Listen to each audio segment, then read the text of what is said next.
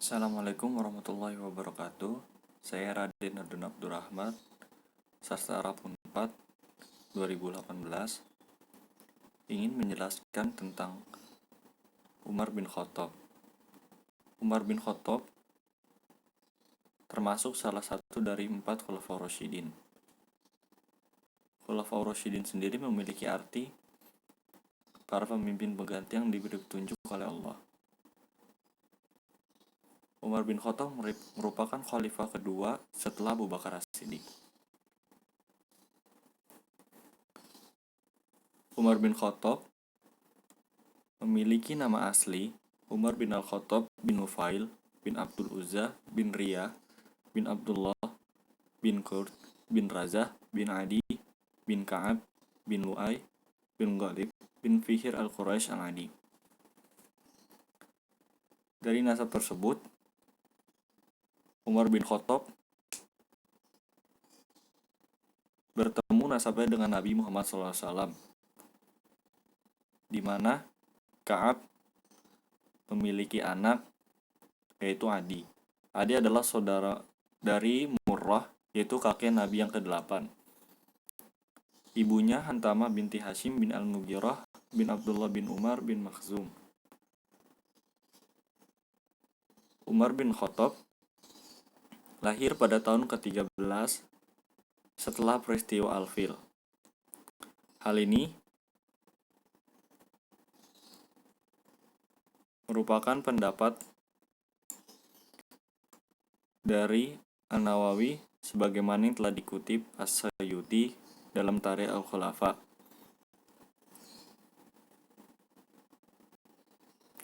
Umar bin Khattab berasal dari kalangan keluarga terpandang suku Adi yang termasuk rumpun Quraisy. Pada masa jahiliyahnya, dia diangkat oleh kaumnya, yaitu suku Quraisy, sebagai juru perdamaian ketika terjadi suatu peperangan, baik antar suku Quraisy maupun dengan suku lainnya.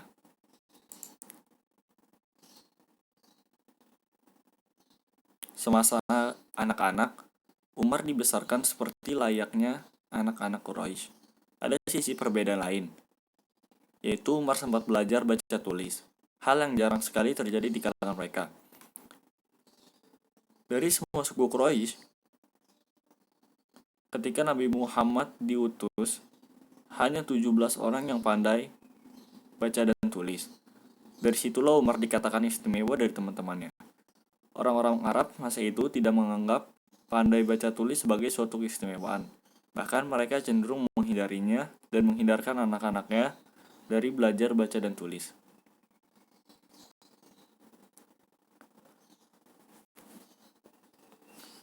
Masa remaja Umar bin Khattab itu, sesudah Umar beranjak dewasa, Umar menjadi pengembala unta. Pengembala unta ayahnya di dajelan atau tempat lain di pinggiran kota. Beranjak dari masa remaja ke masa pemuda, sosok tubuh Umar tampak berkembang lebih cepat dibandingkan teman-temannya. Dia lebih tinggi dan lebih besar. Ketika Auf bin Malik melihat orang banyak berdiri sama tinggi, hanya ada seorang yang tingginya jauh melebihi yang lain, sehingga sangat mencolok. Menurut riwayat Ibnu Katsir, Umar bin Khattab memiliki wajah putih agak kemerahan. Tangannya kidal dengan kaki yang lebar sehingga jalannya cepat sekali. Sedangkan rambutnya berombak dan jenggotnya yang tebal dan nampak kekuning-kuningan sebab disemir.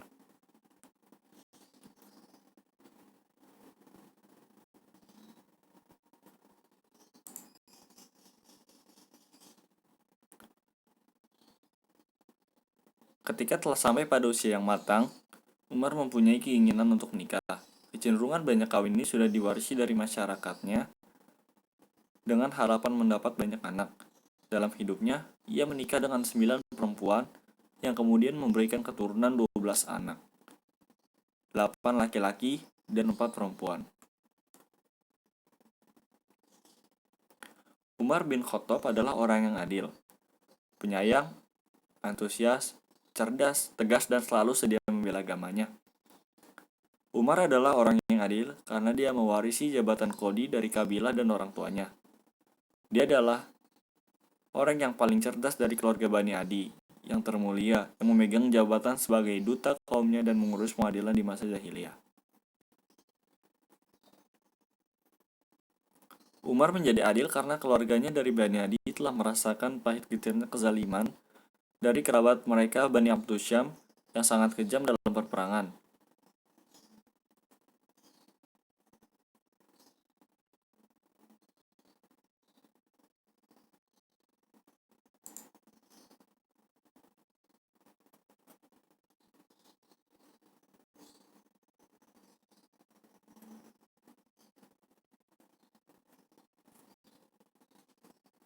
Selanjutnya, proses masuknya Umar bin Khattab ke dalam Islam.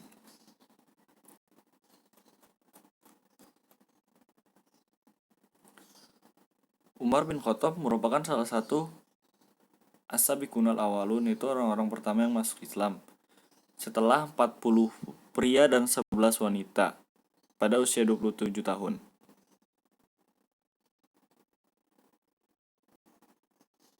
Tapi berdasarkan riwayat dari Ibnu Abbas, sebelum Umar telah masuk Islam sebanyak 39 orang laki-laki dan perempuan, sehingga ketika Umar masuk Islam, jumlah umat Islam saat itu genap 40 orang.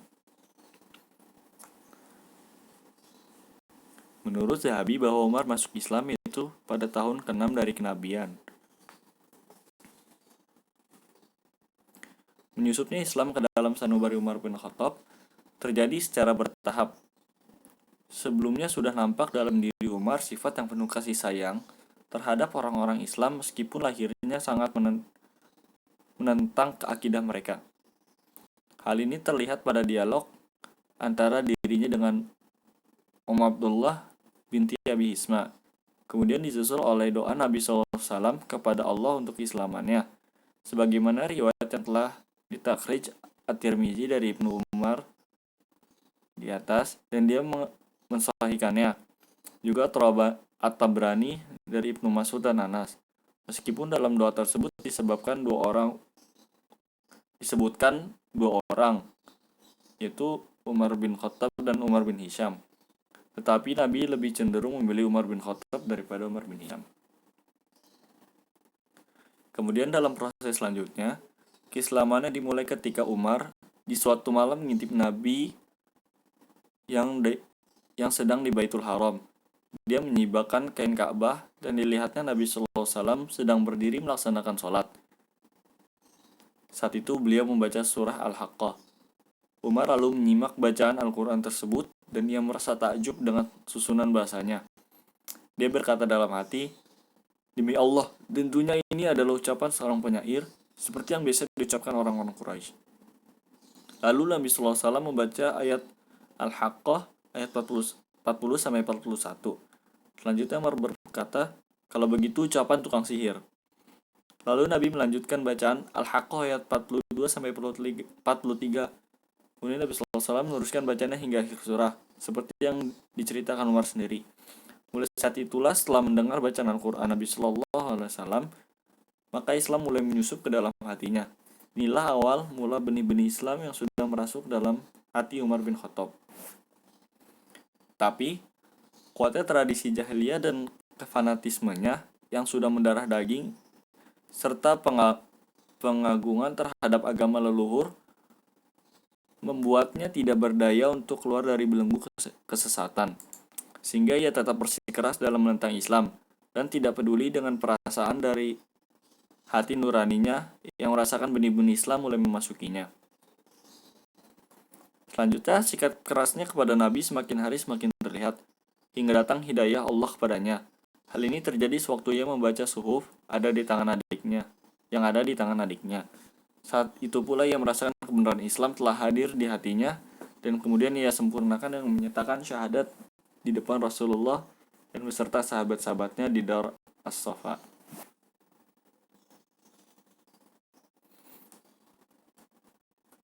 Kemudian saya akan membahas tentang proses pengangkatan Umar bin Khattab menjadi khalifah.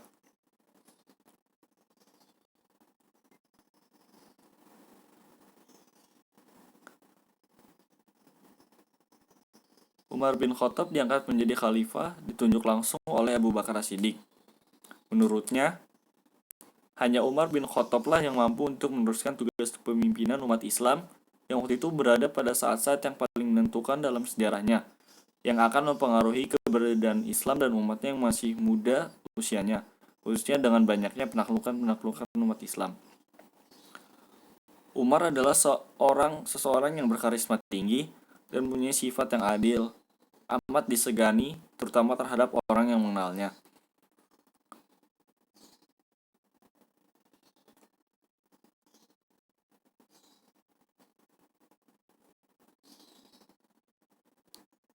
Umar menjadi khalifah pada bulan Jumadil Akhir pada tahun 13 Hijriah.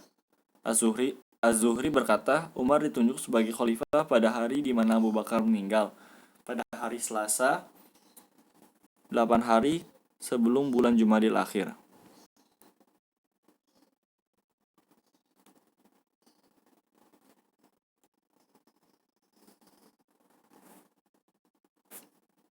Masa kekhalifahan Umar bin Khattab. Pada masa kekhalifahannya, Umar bin Khattab memiliki beberapa sistem atau rencana.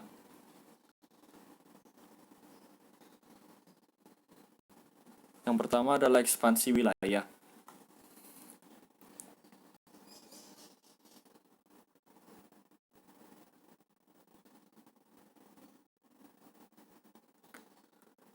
Serangkaian penaklukan bangsa Arab dipahami secara populer dimotivasi oleh hasrat akan terhadap harta rampasan perang, dan termotivasi oleh agama yang tidak menganut keyakinan tentang bangsa yang terpilih, layaknya Yahudi. Salah satu prinsip agama Islam adalah menyebarkan ajarannya kepada orang lain. Lain halnya dengan Yahudi yang menganggap bangsanya sendirilah yang terpilih dan menganggap bangsa lain adalah domba-domba yang sesat. Keyakinan ini pun otomatis juga berpengaruh kepada lancarnya beberapa ekspansi pada masa Umar bin Khattab.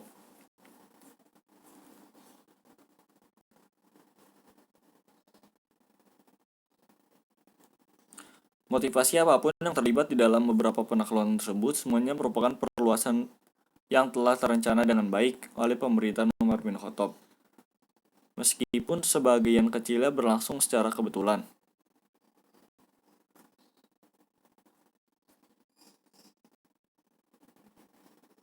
Adapun rangkaian penaklukan besar yang terjadi pada masa Umar bin Khattab antara lain penaklukan Damaskus, penaklukan Madain, dan penaklukan Baitul Maqdis.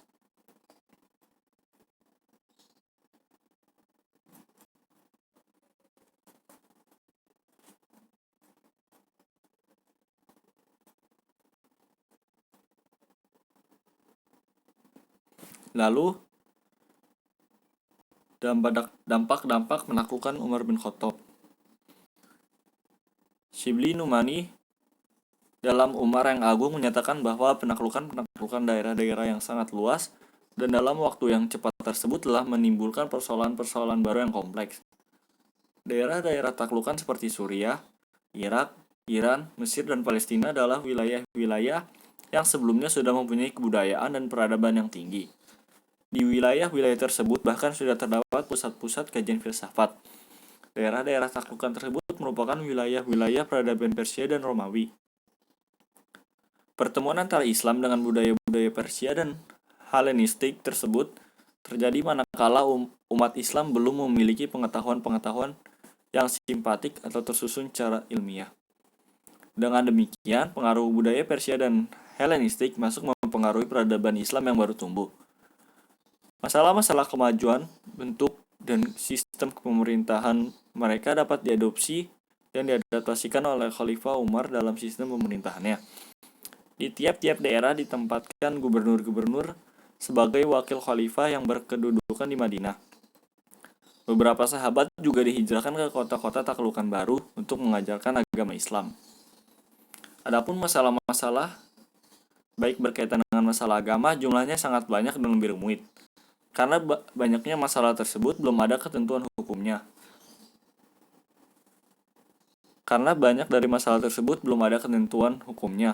Baik yang berasal dari Al-Quran maupun hadis Nabi. Walaupun di masing-masing daerah baru tersebut sudah terdapat gubernur yang juga ahli agama, ditambah sahabat-sahabat lainnya, namun mereka cukup kewalahan menghadapi problem-problem tersebut. Mereka kemudian membawa dan mengadukan problem-problem tersebut kepada Khalifah Umar bin Khattab.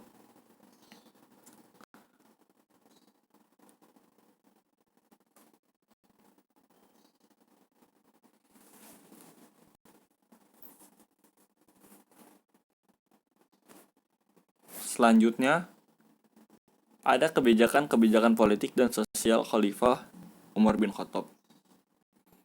Yang pertama ada kebijakan-kebijakan politik. Umar bin Khattab ada pembagian kekuasaan.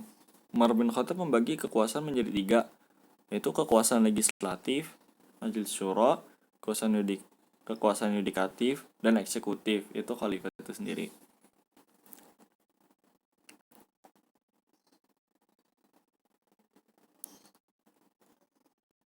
Salah satu mekanisme pemerintahan yang paling penting adalah pembentukan Majelis Permusyawaratan. Di sini adalah kekuasaan legislatif, yaitu Majelis Syura. Apabila masalah penting timbul dan memerlukan penjelasan, maka Majelis Permusyawaratan dipanggil dan diajak untuk mendiskusikan serta mencari jalan untuk menyelesaikan masalah tersebut. Keseluruhan mencari jalan untuk menyelesaikan masalah tersebut. Keseluruhan negara Islam ini pada waktu itu dibagi menjadi 2 kelompok, yakni Muhajirin dan Ansor. Mereka ini adalah pemimpin-pemimpin rakyat dan seluruh Arab memandang mereka sebagai wakil-wakilnya. Selain Majelis Syura, Umar juga melakukan musyawarah secara umum dengan kaum muslimin untuk mendengar dan mengetahui aspirasi mereka. Hasil musyawarah ini kemudian dibawa ke forum Majelis Syura, sehingga keputusan yang akan diambil sesuai dengan kemaslahatan umat. Umar bin Khattab juga memanfaatkan musim haji sebagai forum untuk mengadakan evaluasi atas pemerintahan. Pada saat itu, Umar mengumpulkan para pejabat negara dan gubernur-gubernur di daerah. Mereka memberi laporan-laporan terhadap perkembangan pemerintahan di daerah masing-masing dan keluhan-keluhan rakyatnya pada masa pemerintahannya.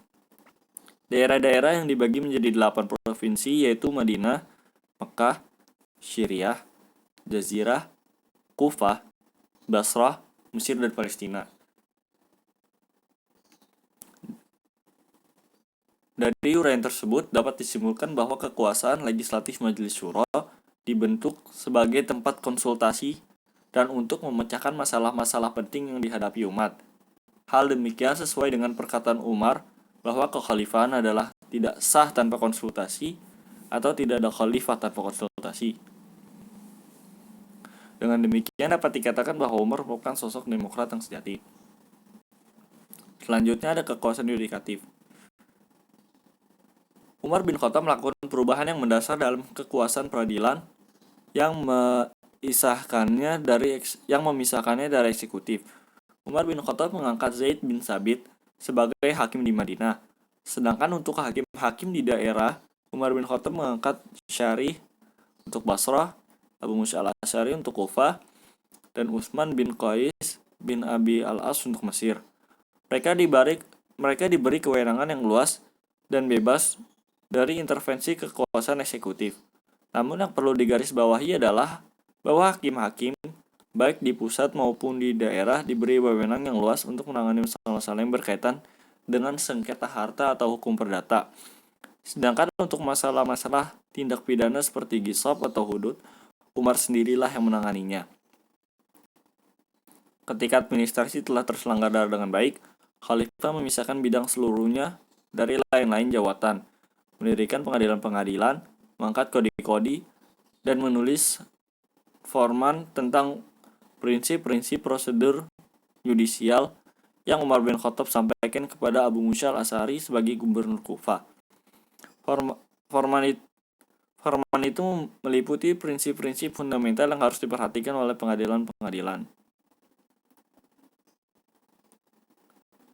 Aturan ini berisikan diktum-diktum mengenai prosedur pengadilan. Sebagai berikut. 1. Kodi. Kodi menilik akan kedudukannya sebagai hakim supaya memperlakukan sama semua orang. 2. Beban pembuktian, seperti biasa terletak pada penuduh.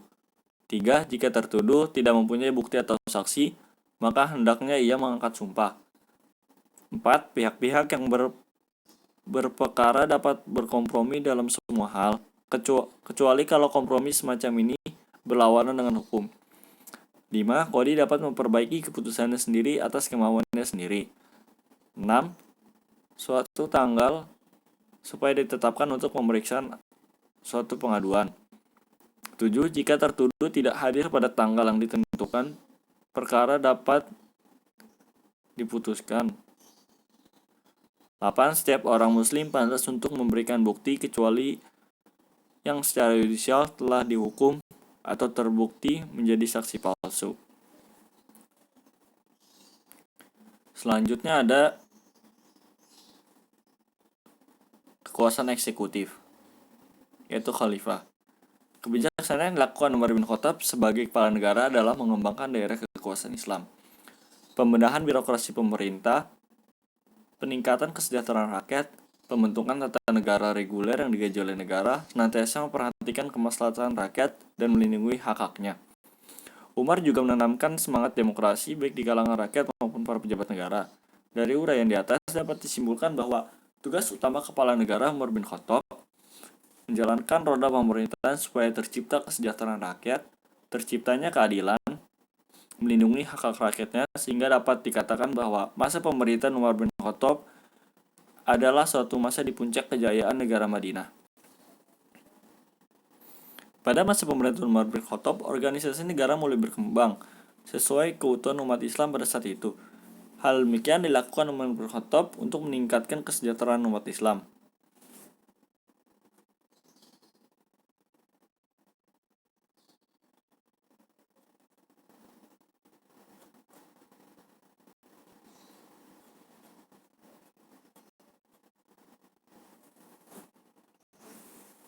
Selanjutnya, yang kedua, sistem pemerintahan Umar bin Khattab. Sumber kedaulatan. Ketika Abu Bakar As-Siddiq menderita sakit, Umarlah yang menaikkan posisinya sebagai imam sholat bagi kaum muslimin. Sebelum meninggal pada tahun 634 Masehi atau 13 Hijriah, Abu Bakar menunjuk Umar bin Khattab sebagai penggantinya. Ada beberapa faktor yang mendorong Abu Bakar untuk menunjuk Umar bin Khattab menjadi khalifah, yaitu kekhawatiran peristiwa yang sangat menegangkan di Saqifah Bani Saidah yang nyaris menyeret umat Islam ke jurang perpecahan akan terulang kembali bila ia tidak menunjuk seseorang yang akan menggantikannya. 2. Kaum Ansor dan Muhajirin saling mengklaim sebagai golongan yang berhak menjadi khalifah. 3. Umat Islam pada saat itu baru saja selesai menumpas kaum murtad dan pembangkang.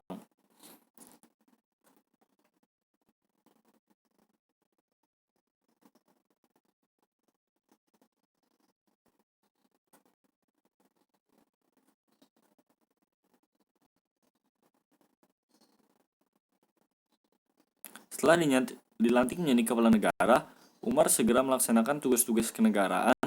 Kebijaksanaan yang dilakukan Umar sebagai kepala negara meliputi pengembangan daerah kekuasaan Islam, penambahan birokrasi pemerintahan, peningkatan kesejahteraan rakyat, pembentukan tentara negara reguler yang digaji oleh negara, serta pengembangan demokrasi dan kebijaksanaan lainnya. Selanjutnya, bentuk pemerintahan. Kepemimpinan Umar bin Khattab mendapat gelar sebagai Amirul Mukminin, sedangkan negara yang dipimpinnya disebut khilafah. Salah satu mekanisme pemerintahan yang penting ialah pembentukan majelis permusyawaratan yang anggotanya terdiri dari suku Aus dan Khazraj yang berfungsi sebagai lembaga legislatif. Lembaga yudikatif dilimpahkan kepada hakim, sedangkan eksekutif dipimpin langsung oleh Khalifah Umar bin Khattab.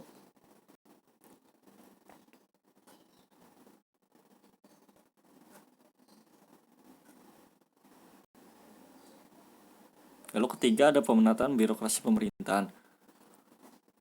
Masa Khalifah Umar, lembaga yudikatif sudah berdiri sendiri, terpisah dari eksekutif dan legislatif. Ia memisahkan kekuasaan yudikatif di Madinah dari kekuasaannya, dan untuk itu ia mengangkat Abu Ad-Darda yang diberi gelar Al-Qadi, yaitu hakim. Dalam pemerintahan Umar terjadi banyak perubahan. Ia membangun jaringan pemerintahan sipil yang sempurna tanpa memperoleh contoh sebelumnya. sehingga ia pantas mendapat julukan peletak dasar atau pembangun negara modern. Hal-hal penting sebagai prasyarat bagi suatu bentuk pemerintahan yang demokratis sudah mulai diletakkan. Dalam masa pemerintahannya terdapat dua lembaga penasehat, yaitu majelis yang bersidang atas pemberitahuan umum dan majelis yang hanya membahas masalah-masalah yang penting. Wilayah negara terdiri dari provinsi-provinsi yang berotonomi penuh. Kepala pemerintahan provinsi bergelar amir. Di setiap provinsi tetap berlaku adat kebiasaan setempat selama tidak bertentangan dengan aturan pemerintahan pusat. Para amir atau gubernur provinsi dan para pejabat distrik sering diangkat melalui pemilihan. Pemerintahan Umar menjamin hak setiap orang dan orang-orang menggunakan kemerdekaannya dengan seluas-luasnya. Khalifah tidak memberikan hak istimewa tertentu. Tidak seorang pun memperoleh pengawal, tidak ada istana dan pakaian kebesaran, baik untuk khalifah sendiri maupun bawahan-bawahannya. Tidak ada perbedaan antara penguasa dan rakyat. Setiap waktu mereka dapat dihubungi oleh rakyat. Agar mekanisme pemerintahan berjalan lancar, dibentuk organisasi negara Islam yang pada garis besar sebagai berikut. Pertama, ada An-Nidam Asyasi, yaitu organisasi politik yang mencakup khalifah, para wazir, sekretariat negara, lalu tata usaha dan administrasi negara, organisasi keuangan negara, organisasi ketentaraan, serta organisasi kehakiman.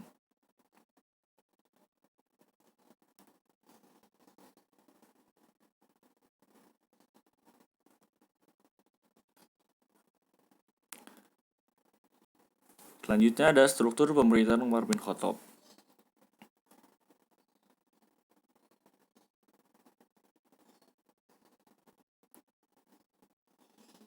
Bisa dilihat, ini adalah bagian dari struktur pemerintahan Khalifah Umar bin Khattab. Dari gambar struktur di atas, dapat dijelaskan bahwa Khalifah berfungsi sebagai kepala negara. Lalu Qadha atau Qadi, yaitu lembaga yudikatif, berfungsi sebagai lembaga peradilan. Di sini hakim-hakim, baik hakim yang di pusat maupun daerah, diberi wewenang yang luas untuk menangani masalah-masalah yang berkaitan dengan sengketa harta atau hukum perdata. Sedangkan untuk masalah-masalah tindak pidana seperti qisas atau hadat, Umar sendiri yang menanganinya. Lalu ada Majelis Asyura. Majelis Syura berfungsi sebagai badan legislatif yang bertugas menetapkan kebijakan-kebijakan politik. Selanjutnya, sekretaris. Sekretaris di sini berfungsi sebagai menjelaskan urusan-urusan penting. Lalu ada Al-Ahdath, yaitu lembaga kepolisian yang bertugas untuk menjaga keamanan dan ketertiban dalam masyarakat. An-Nafi'ah, yang bertugas untuk menangani masalah-masalah pembangunan fasilitas umum dan fasilitas sosial seperti gedung-gedung pemerintahan, irigasi, dan rumah sakit. Lalu ada Al-Jundi, Departemen Pertahanan dan Keamanan, yang bertugas mengurusi dan mengorganisasi masalah ketentaraan. Lalu ada Al-Kharaj, itu Departemen Perpajakan, yang bertugas untuk mengelola perpajakan daerah-daerah yang dikuasai. Setelah itu ada Baitul Mal, kantor perbendaharaan dan keuangan, yang bertugas menempa mata uang dan menetapkan tahun Hijriah sebagai penanggalan Islam.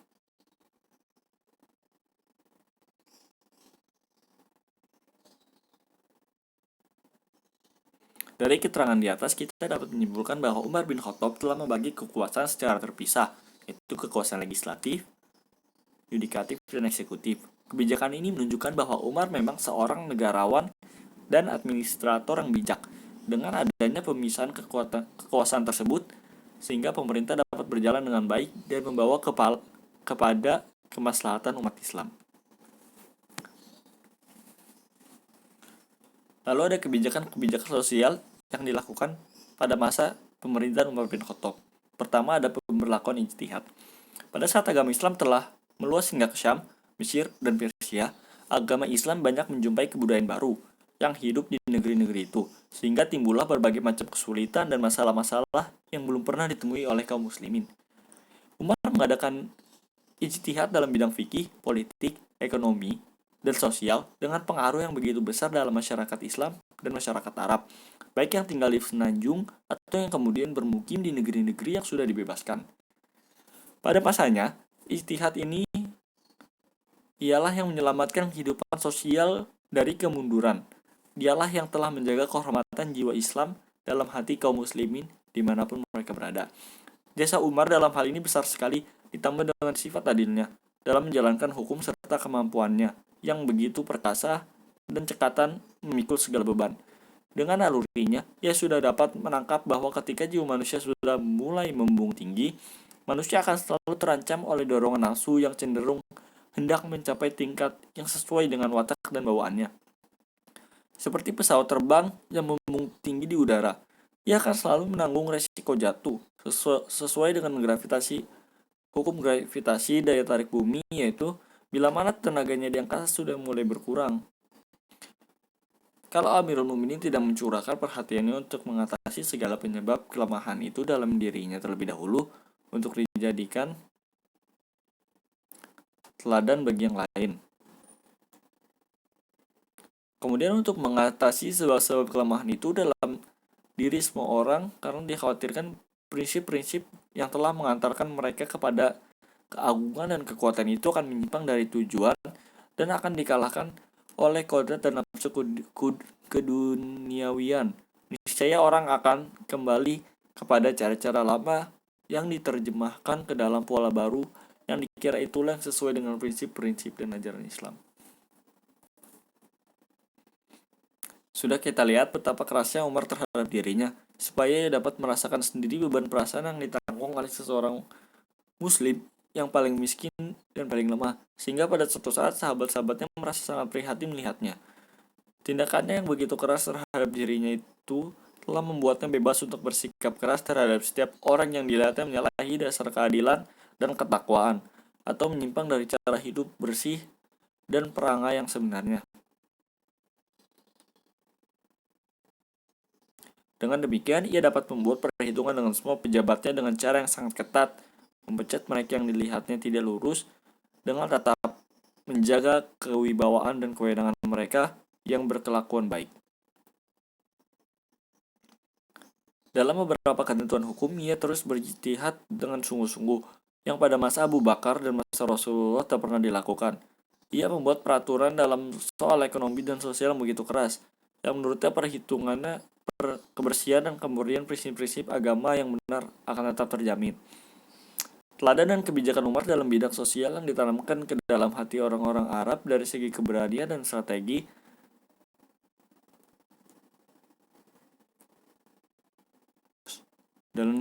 perang tetap terjaga kuat. Ia melarang prajurit-prajurit Arab mengolah tanah di Irak, Syam, dan Mesir. Mereka harus tetap berada dalam barak-barak sebagai prajurit pejuang. Kedaulatan Islam yang sudah berkembang luas adalah akibat langsung kebijakan ini.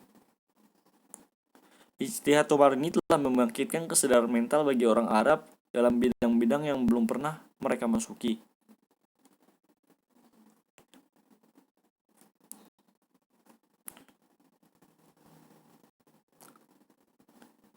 Lalu ada beberapa ijtihad Umar bin Khattab di bidang hukum yang cukup spektakuler, yaitu yang pertama, tidak melaksanakan hukuman potong tangan terhadap pencuri yang terpaksa mencuri demi membebaskan dirinya dari kelaparan. Kedua, menghapuskan bagian zakat bagi para mu'alaf, yaitu orang yang dibujuk katanya karena baru masuk Islam. Ketiga, menghapuskan hukum mut'ah, kawin kontrak, yang semula diperbolehkan dan sampai sekarang masih diakui oleh orang-orang Syiah Itsna Asy'ariyah. Dengan melaksanakan ijtihad, Umar hanya ingin memberikan tuntunan dan pengertian bahwa ajaran Islam itu tidak kaku, tapi bisa lentur dan luas, sesuai dengan perkembangan zaman dan permasalahan yang dihadapi, dengan tetap mengacu pada substansi ajaran yang ada dalam Al-Quran dan hadis. Lalu yang kedua dari kebijakan-kebijakan sosial pada masa pemerintahan Umar bin Khattab ada penetapan kalender Islam. Khalifah Umar bin Khattab radhiyallahu anhu adalah seorang administrator ulung, Bukti dan kenyataan dari hal tersebut adalah semenjak ia memegang tampuk kekuasaannya. Pekerjaan pertama yang dilakukan oleh Khalifah Umar bin Khattab adalah menetapkan penanggalan atau kalender Hijriah. Alasannya, surat-surat administrasi yang disampaikan padanya oleh para pegawai pemerintahan dan para panglima perangnya hanya mencantumkan tanggal dan bulan saja, tanpa tahun. Hal ini disebabkan umat Islam belum memiliki kalender khusus milik mereka sendiri. Melihat hal itu, Umar bin Khattab merasa prihatin dan meminta para sahabat Nabi SAW agar menetapkan kalender bagi kaum muslimin. Umar mengusulkan agar menjadikan peristiwa hijrahnya Nabi Muhammad SAW dari Mekah ke Madinah sebagai awal permulaan kalender Islam. Alasannya, hijrah Nabi Muhammad SAW merupakan fondasi awal bagi pembentukan negara Islam yang mencakup jazirah Arab di bawah naungan panji-panji Islam. Kemudian meluas hingga mencakup Mesir, Irak, dan sebagian besar negeri Persia. Jadi dapat dikatakan bahwa penetapan penanggalan atau kalender Hijriah dengan menjadikan peristiwa hijrahnya Nabi Muhammad SAW dari Mekah ke Madinah sebagai awal permulaan kalender Islam merupakan bagian dari penataan administrasi negara pada masa Khalifah Umar bin Khattab.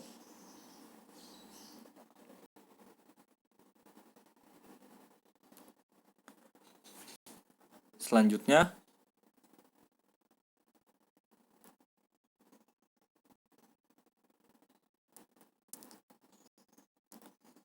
ada catatan dari Shibli Mu'mani yaitu tentang hal-hal yang dilakukan Umar pada masa pemerintahannya adalah sebagai berikut.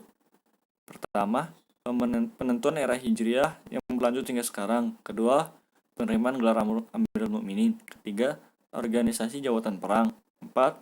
Memasukkan tentara cadangan pada daftar gaji. 5. Pendirian jawatan pajak tanah. 6. Penelitian dan penaksiran tanah. 7. Sensus. 8. Pembangunan terus-menerus. 9. Pembangunan kota-kota yaitu Kufah, Basrah, Jazirah, Fustat, Mushal. 10. Pembagian negeri-negeri yang ditaklukkan menjadi provinsi-provinsi. Lanjutnya ada banyak lagi.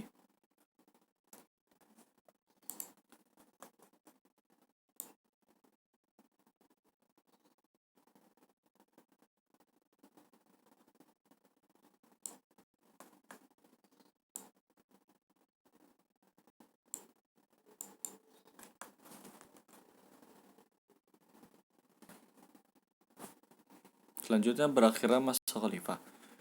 Berakhirnya masa kekhalifahan Umar bin Khattab di saat beliau wafat.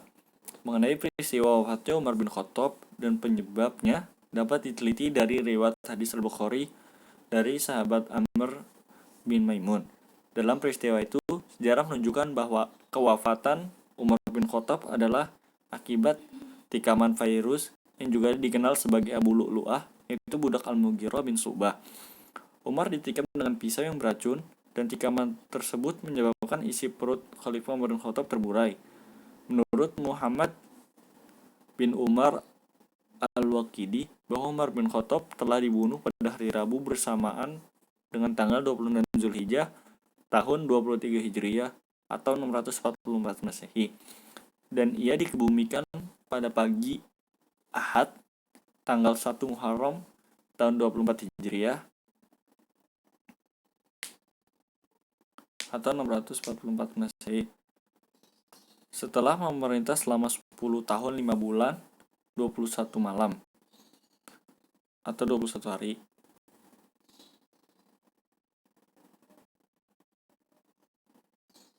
Terdapat perselisihan pendapat mengenai Umar bin Khattab ketika wafat. Ada pendapat yang mengatakan mengenai umur Umar bin Khattab ketika wafat. Ada pendapat yang mengatakan bahwa ketika itu Umar berusia 55 tahun, 60 tahun, 61 tahun, dan 63 tahun. Tetapi menurut Ibnu Tatsir, pendapat yang terakhir adalah lebih tepat dan sahih, yaitu pada usia 63 tahun.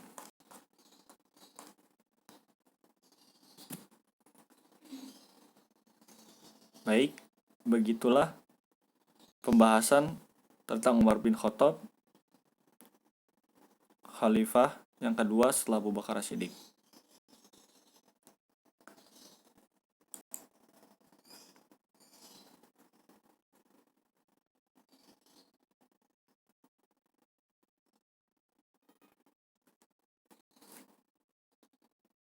Saya mohon maaf bila ada kata-kata yang salah dan kurang tepat atau penjelasan yang belum jelas.